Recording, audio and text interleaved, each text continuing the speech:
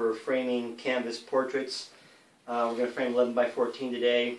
11 by 14 sits down inside the rabbet. That's the rabbet right there, or the lip of the frame, as you can see. And this is how we do it. There's lots of ways to do it. Somebody talked about offset clips. I hate them, and I'll show you why. This is the easiest way I know to do it. This is the tool that you need. This is the only thing you really need to purchase that is more proprietary and more specific to this purpose. Jameson and I looked really hard to find one of these because they quit making them, but they're making them again. It's the F18. Okay? And it goes like this. It shoots a brad into the side of the canvas. And in this case, I am actually hitting the staples on the canvas. That's why they're bending like that. Yeah, let's see, I just need one here. Now, the same methods that we use to do 11 by 14 can be used for any size portrait. I'm going to put another one in here. There you go. So I hold it down tight. And the reason I push down here is so that it sits well on the lip of the edge of the frame, because we don't want any gaps. So it's really important that there's no gap between the canvas and the lip. So there. The portrait is now secure in the frame. Now I'm going to put a paper backing on the back. I use an ATG gun. You don't need the gun. You can just use the tape here, which you looks like this. It's ATG tape. And you put it along the edge.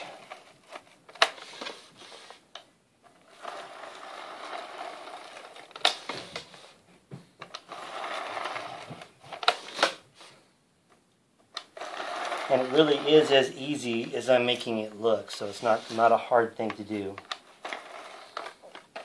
And then the paper goes on top of that. And let's see. I like to line up one edge of the paper along the edge here. And I push it down. Now I've got one edge glued down. I tighten it up over here, and I go on the other edge.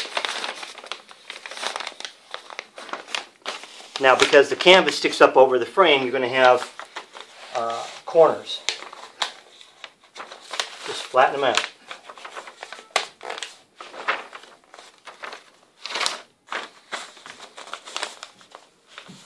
Now, the reason I line this edge up is so I have one less edge to cut.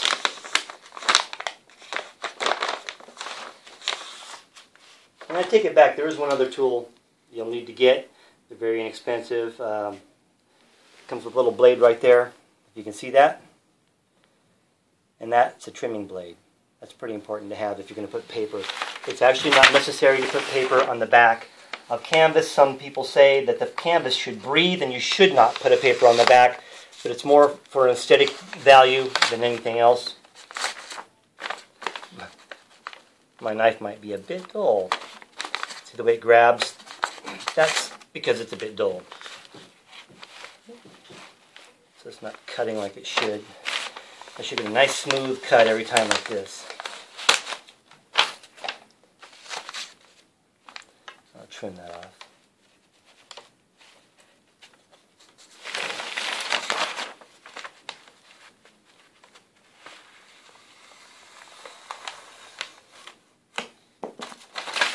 There. Then you have a nicely trimmed paper backing on there. Pretty easy. There's some various clips here. This is for a heavier duty portrait. The fact is the portraits do not weigh very much, so there's no need to put really heavy duty clips on it and heavy duty wire. So I have to determine which way is up. And time to get out my screw gun and my screws. I'm going to put them down here someplace. When you buy this stuff from Larson Jewel, you can buy bags of screws you used to come with it.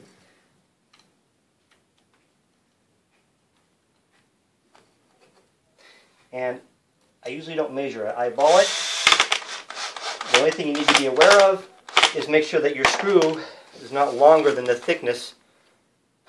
I've done that where I've gone right through the frame before. You don't want to do that. But generally it's about 1/4 to 1/3 of the way down. And like I said, I just usually eyeball it. On some bigger prints or something that needs to be more precise, I will actually measure it. But that's not usually necessary. This is the wire that I like to use. It's a coated wire. So it's coated with a plastic. Excuse me. You have to edit out those coughs. You don't want that in there.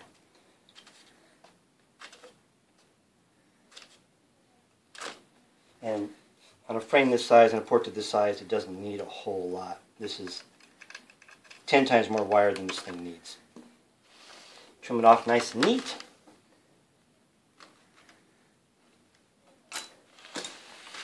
I've been using that to trim my toenails, now it's dull.